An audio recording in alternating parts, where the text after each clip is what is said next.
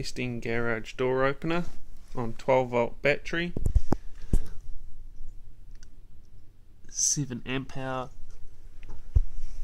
300 watt inverter.